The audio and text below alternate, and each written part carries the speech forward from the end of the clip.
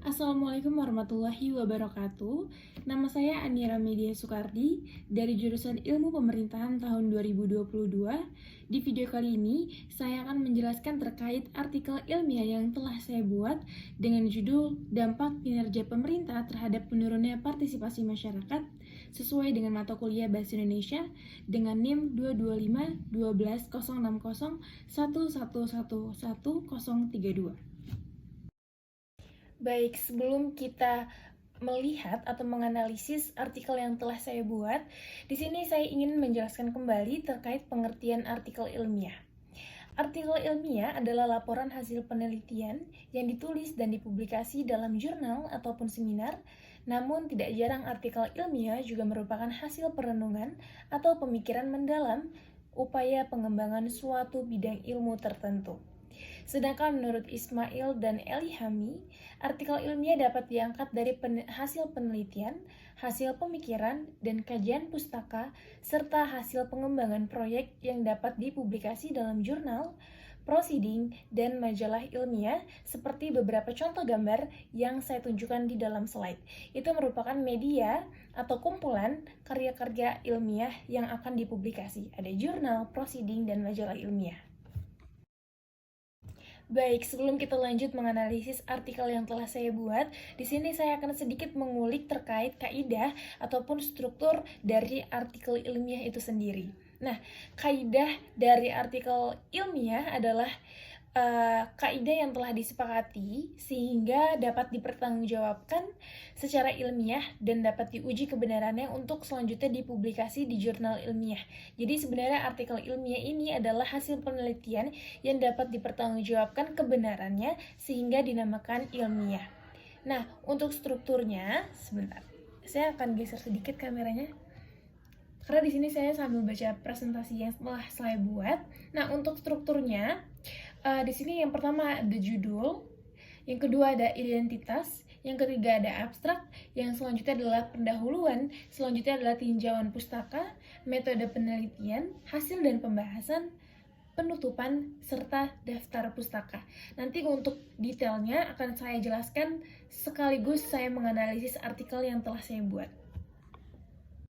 Oke, yang pertama, kita masuk ke bagian judul. Nah, di sini saya mengangkat judul Dampak Kinerja Pemerintah Terhadap Menurunnya Partisipasi Masyarakat. Nah, kenapa saya bedakan di antara warna biru dan warna kuning? Jadi di warna biru itu dampak kinerja pemerintah dan warna kuning partisipasi masyarakat. Karena pada hakikatnya, judul yang diangkat pada artikel itu harus memiliki dua variabel minimal.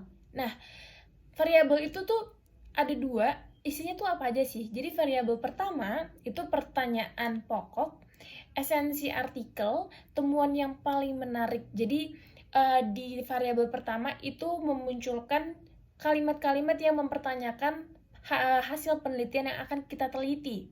Nah, untuk di variabel kedua itu menerangkan bagian dari pertama atau menspesifikasi metode, konteks, subjek, dan lain-lain yang dianggap menjadi keunikan studi. Jadi di variabel selanjutnya adalah spesifikasi atau penguatan kembali dari variabel pertama. Nah, di sini di variabel pertama di tulisan yang berwarna biru saya tulis dampak kinerja pemerintah.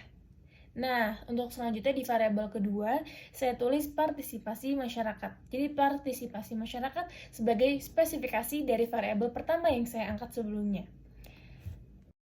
Oke, berikutnya kita masuk ke bagian identitas. Jadi sebenarnya identitas di dalam artikel ilmiah itu dibutuhkan apa aja sih?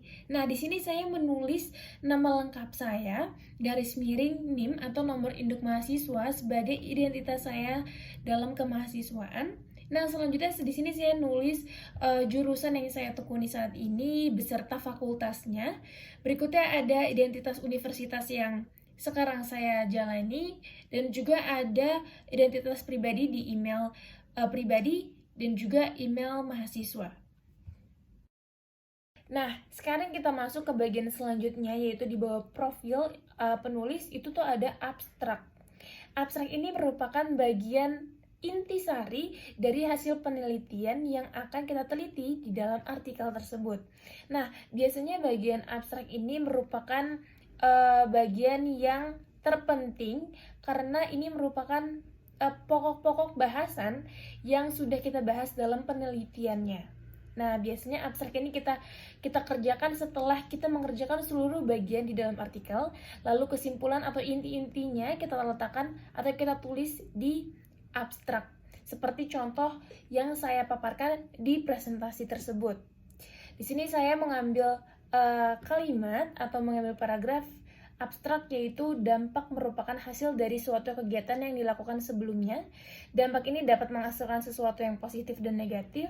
Kinerja pemerintah ialah bentuk tanggung jawab aktor pemerintah untuk menjalankan amanat rakyat yang telah diberikan dan dirancang di awal masa jabatannya dan lain sebagainya. Nah, sebenarnya abstrak ini tuh lebih ke pengertiannya, lebih ke definisi-definisi umumnya secara general. Nah, di abstrak identiknya dengan kata kunci. Kata kunci di sini yang saya tulis adalah dampak, pemerintah, masyarakat, partisipasi, dan aktor. Nah, jadi ini adalah kata-kata yang sering muncul di dalam tulisan abstrak yang saya buat. Oke, kita berlanjut ke slide selanjutnya dan bahasan struktur artikel selanjutnya, yaitu kita masuk ke pendahuluan. Nah, di sini saya mengutip beberapa pendahuluan yang telah saya buat. Di bagian pertama, pendahuluannya yaitu kinerja pemerintah yang sudah diatur pada tugas pokok dan fungsi yang disusun pada awal masa jabatan membuat setiap aktor pemerintah memiliki fungsi yang komprehensif pada setiap bagiannya. Banyak aktor-aktor memaksimalkan kekuasaannya untuk menjalankan semua tupoksi sesuai dengan rancangan awal. Namun, tidak menutup kemungkinan bahwa banyak juga oknum-oknum yang melakukan penyimpangan dalam kekuasaan yang dimiliki elit politik, sehingga tupoksi beserta kewajibannya tidak dijalankan dengan maksimal, dan lain sebagainya. Nah, ini merupakan contoh paragraf yang saya kutip. Di bagian pendahuluan ini, isinya itu adalah jawaban atau pernyataan-pernyataan rumusan masalah yang kita telah buat sebelumnya. Jadi sebelum kita membuat pendahuluan, kita harus membuat rumusan masalah apa sih sebenarnya yang mau kita bahas di dalam artikel ini, sehingga di bagian pendahuluan rumusan masalah itu dijabarkan. Nah, di bagian selanjutnya di pendahuluan itu juga harus terdapat tujuan dari sebuah penelitian sesuai dengan kalimat atau paragraf yang saya kutip di presentasi tersebut. Yang udah saya warna kuningin itu adalah bagian tujuan dari sebuah penelitian yang saya lakukan, dan itu harus dicantumkan di dalam pendahuluan. Jadi penelitian ini dibuat bertujuan supaya publik dapat mengetahui bagaimana dampak kinerja pemerintah secara komprehensif yang dapat mengakibatkan menurunnya rasa percaya publik terhadap kinerja pemerintah. Nah, itu salah satu kalimat yang menunjukkan tujuan penelitian ini kenapa harus dibuat, yaitu untuk mengetahui akibat menurunnya rasa percaya masyarakat terhadap yang berdampak terhadap kinerja aktor-aktor pemerintah tersebut, gitu. Nah, berikutnya di sini tidak hanya tujuan, di dalam pendahuluan juga harus ada tercantum manfaat dari penelitian atau penelitian yang kita buat ini. Jadi di slide selanjutnya saya menunjukkan bagian yang berwarna kuning, itu merupakan manfaat dari penelitian. Jadi dari sinilah kita dapat melihat manfaat dibuatnya penelitian ini. Manfaat teoritis dari penelitian ini yaitu dengan adanya tulisan ini, para aktor politik mengetahui data faktual di masyarakat dan dapat mengevaluasi kinerja elit politik dan memberikan masukan kepada pemegang peranan kekuasaan di Indonesia. Nah, manfaat ini sebenarnya dibagi menjadi dua. Ada manfaat teoritis dan manfaat praktis. Manfaat teoritis ini menyinggung terkait konstitusinya, sedangkan praktis ini menyinggung terkait subjeknya. Seperti itu.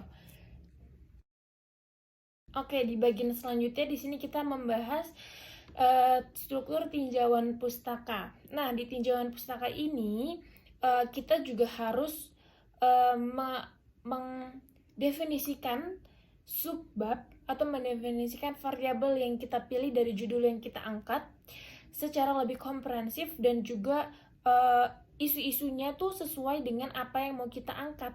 Dan di bagian tinjauan pustaka ini kita dapat mencari referensi-referensi dari jurnal-jurnal atau tergantung metode ilmiah apa yang kita gunakan di dalam penelitian ini. Nah, di tinjauan pustaka yang saya buat, itu saya mengambil 2 sub bab karena sesuai dengan 2 variabel yang saya angkat di judul, yaitu dampak kinerja pemerintah dan yang kedua partisipasi masyarakat. Paragrafnya yaitu dampak menurut Kamus Besar Bahasa Indonesia adalah benturan. Peristiwa ini dapat menghasilkan akibat yang positif maupun negatif. Dengan kata lain, dampak merupakan pengaruh. Hal ini muncul karena adanya hubungan timbal balik pada suatu peristiwa. Dampak ialah hasil dari kegiatan yang kita lakukan. Dampak dapat dijadikan bahan evaluasi terhadap suatu hal yang kita lakukan sebelumnya. Dampak positif yang biasa dihasilkan dari suatu hal dapat diakumulasi sebagai bentuk progres dalam sebuah proses sesuatu yang sedang dikerjakan. Jadi di bagian tinjauan pustaka ini pengertiannya tuh lebih mendalam lagi, lebih komprehensif lagi. Setiap kalimat-kalimatnya itu atau setiap kata-katanya itu bisa diartikan lebih mendalam lagi untuk meneliti sejauh mana, untuk memudahkan peneliti dalam meneliti kasus atau isu yang diangkat. Nah, untuk variabel selanjutnya saya angkat terkait partisipasi masyarakat. Paragraf yang saya ambil yaitu bagian pertama, partisipasi memiliki makna suatu kegiatan untuk membangkitkan perasaan keikutsertaan dan diwujudkan dalam sebuah tindakan ikut mengambil bagian dalam kegiatan yang berusaha diwujudkan tersebut. Di dalam rumah tangga pemerintah, maka partisipasi masyarakat menjadi bagian terpenting dalam proses menentukan keberhasilan suatu program. Menurut Simatupang, dalam partisipasi berarti pula sebagai kerja untuk mencapai tujuan bersama di antara semua warga negara yang mempunyai latar belakang kepercayaan yang beraneka ragam dalam negara Pancasila kita, atau dasar hak dan kewajiban yang sama untuk memberikan sumbangan demi terbinanya masa depan yang baru dari bangsa kita. Jadi di bagian partisipasi masyarakat saya lebih mendalami terkait definisi partisipasi itu sendiri, terkait peran masyarakat yang dapat diikutsertakan dalam kinerja pemerintah atau dampaknya. Jadi di tinjauan pustaka ini pokok bahasannya itu lebih diperdalam lagi terkait definisi-definisinya ataupun terkait contoh kasusnya seperti itu. Nah, setelah kita membuat tinjauan pustaka yang secara komprehensif sesuai dengan jurnal-jurnal yang kita telah baca, sesuai dengan sumber-sumber yang telah kita dapatkan, di sini kita masuk ke dalam metode penelitian. Di dalam metode penelitian ini, disinilah metode apa yang kita gunakan dalam penelitian ini ditulis atau dicantumkan. Nah, di dalam penelitian saya menggunakan metode penelitian kualitatif, di mana metode ini merupakan metode yang hasilnya nanti dinarasikan atau berbentuk narasi. Jadi metode yang saya gunakan dalam penelitian ini merupakan metode kualitatif, di mana metode kualitatif ini pendekatan yang dapat mendeskripsikan dan menganalisa peristiwa, aktivitas sosial, fenomena, perilaku masyarakat secara individual maupun kelompok menurut ahli Konjariningrat. Itu definisinya menurut ahli. Jenis penelitian kualitatif atau naturalistik berfokus pada observasi ataupun interview di lapangan yang berjalan alamiah tanpa adanya kesan dibuat-buat ataupun dimanipulasi. Penelitian ini bertujuan memahami fenomena yang ada dari sudut pandang subjek penelitian secara holistik dan dipaparkan dengan cara deskripsi dengan susunan kata dan bahasa. Jadi di bagian metode penelitian ini ketahuilah bagaimana kita mendapatkan sumber-sumber informasi terkait penelitian yang mau kita angkat. Di sini saya menggunakan metode penelitian kualitatif dengan cara pendekatan wawancara atau interview masyarakat, interview orang untuk mengulik sejauh mana orang-orang paham terkait kinerja pemerintah atau terkait dampaknya untuk masyarakat itu sendiri. Nah, di bedanya metode kualitatif dengan kuantitatif, yaitu kalau kualitatif hasilnya itu berbentuk deskriptif, narasi, sedangkan di metode kuantitatif itu biasanya berbentuk statistik atau data-data angka-angka atau grafik-grafik yang didapatkan dari observasi yang dilakukan. Nah, setelah metode penelitian sudah ditentukan, sudah dijabarkan di bagian metode penelitian sebelumnya, maka selanjutnya adalah hasilnya nih, hasil dan pembahasan dari penelitian dengan menggunakan metode yang sebelumnya kita gunakan. Di bagian ini, kembali menggunakan dua subbab yang harus dipisahkan, dampak kinerja pemerintah untuk subbab pertama.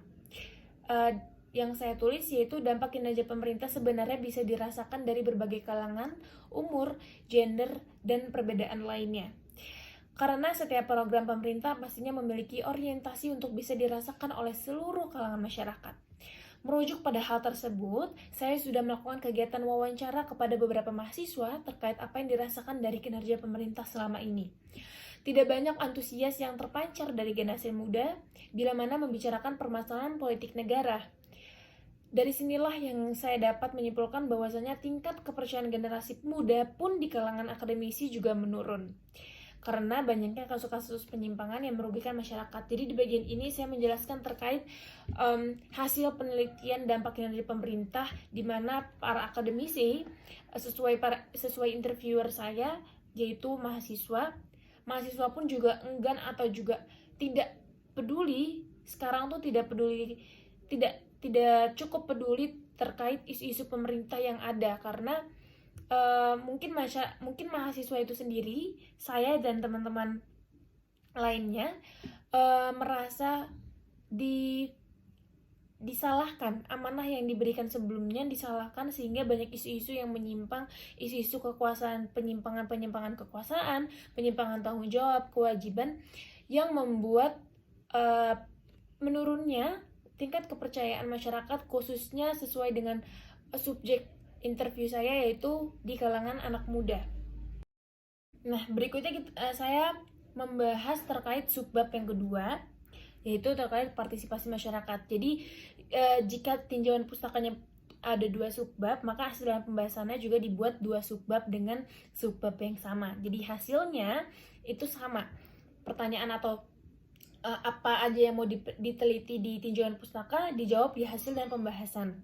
Nah, di sini saya membahas terkait partisipasi masyarakatnya. Garis besar argumen teman-teman mahasiswa yang dapat saya kutip ialah salah satu argumennya yaitu tentu kepercayaan masyarakat terhadap keberlangsungan pengambilan kebijakan yang dilakukan oleh pemerintah akan menurun. Terlepas dari itu, banyak sektor juga akan melambat dalam hal realisasi. Pemerintah akan dinilai otoriter oleh rakyat, disebabkan oleh abuse of power. Partisipasi masyarakat itu semakin penting urgensi dalam proses pengambilan keputusan setelah dikampanyekan good governance. Salah satu karakteristik dari good governance atau tata kelola pemerintah yang baik atau kepemerintahan yang baik adalah partisipasi. Partisipasi memiliki karakteristik pelaksanaan good governance adalah keterlibatan masyarakat dalam pembuatan keputusan baik secara langsung maupun tidak langsung melalui lembaga perwakilan yang dapat menyalurkan aspirasinya. Jadi di bagian ini adalah saya mengutip salah satu hasil interview saya kepada teman-teman mahasiswa. Di sini teman-teman mahasiswa menyampaikan kekecewaannya terhadap sistem pemerintahan Indonesia yang katanya good governance tapi belum sampai di titik itu. Nah, di bagian hasil dan pembahasan teman-teman juga boleh menyampaikan persentase atau data-data yang teman-teman dapatkan. Di sini saya juga meletakkan atau menaruh pernyataan persentase yang saya dapatkan dari studi pustaka yang saya lakukan. Kita masuk ke bagian penutupan, yaitu bagian akhir dari sebuah artikel ilmiah atau struktur artikel ilmiah itu sendiri. Di bagian penutupan itu terbagi menjadi 3 bagian sesuai dengan slide yang telah saya buat dengan warna yang berbeda-beda. Ada warna putih, hitam, dan kuning. Itu memiliki bagian atau isi yang berbeda-beda. Di bagian yang berwarna putih itu merupakan kesimpulan dari penelitian yang saya lakukan dengan kalimat berdasarkan uraian yang saya jelaskan di atas dan terfokus pada kasus penelitian yang diteliti, maka dapat disimpulkan bahwasanya hasil penelitian ini membuktikan jika partisipasi masyarakat sangat mempengaruhi hasil dari kinerja para birokrat di Indonesia. Partisipasi masyarakat dipengaruhi oleh rasa percaya publik terhadap aktor politik tersebut dan lain-lain. Nah, ini merupakan salah satu bagian kesimpulan dari seluruh penelitian yang saya buat. Nah, tidak hanya bagian kesimpulan, di bagian penutupan juga juga boleh melampirkan hasil data terakhir dari sebuah penelitian yang kita lakukan sebelumnya. Di sini saya mengutip bahwa data terakhir sebanyak 65% masyarakat pun tidak percaya kepada wakil rakyatnya, yaitu DPR. Di sini terbukti bahwa persentase kepercayaan masyarakat berada di posisi paling kecil, yaitu pada DPR, Dewan Perwakilan Rakyat, sebesar 65%. Hal ini dikarenakan banyaknya kasus-kasus penyelewengan yang dilakukan oleh wakil rakyat tersebut yang merugikan masyarakat. Data ini saya ambil sesuai dengan hasil dan pembahasan yang telah saya buat di bagian atasnya, ada di grafik yang saya buat. Di situ dinyatakan bahwa 65% masyarakat tidak percaya terhadap kinerja DPR sebagai perwakilan rakyat. Nah, untuk terakhir yaitu bagian saran. Di bagian penutupan itu juga harus melampirkan saran untuk peneliti selanjutnya. Saya menyarankan untuk peneliti selanjutnya dapat meneliti dengan lebih komprehensif, lebih mendalam, dengan mengumpulkan sampel wawancara dari segmentasi masyarakat yang lebih luas, sehingga isu yang diteliti lebih bisa dirasionalkan secara organik karena sumber penelitiannya berangkat dari perasaan hati masyarakat, tidak hanya dari mahasiswa sebagai aktor akademisinya. Jadi di sini saya berharap bahwa penelitian selanjutnya terkait isu yang sama dapat meneliti secara lebih komprehensif, dan juga para interviewernya adalah masyarakat-masyarakat umum, masyarakat-masyarakat luas, tidak hanya mahasiswa sebagai kalangan akademisi yang saya lakukan di penelitian saat ini. Maka jangan lupa di bagian akhir dari sebuah artikel ilmiah, jangan lupa mencantumkan daftar pustaka. Daftar pustaka berisi yaitu sumber-sumber atau referensi-referensi yang kita gunakan selama kita mengerjakan artikel ilmiah tersebut. Di sini ada beberapa daftar pustaka yang saya gunakan. Mungkin lebih detailnya ada di dalam bentuk dokumen Word-nya, tapi di presentasi ini saya hanya melampirkan 2 contoh daftar pustaka yang saya gunakan di dalam proses penelitian ini. Ya, mungkin itu saja yang dapat saya jelaskan, yang dapat saya sampaikan terkait proses pembuatan artikel ilmiah ataupun analisis artikel ilmiah yang saya buat sebelumnya. Mohon maaf jika ada salah-salah kata, kurang lebihnya mohon maaf. Wassalamualaikum warahmatullahi wabarakatuh.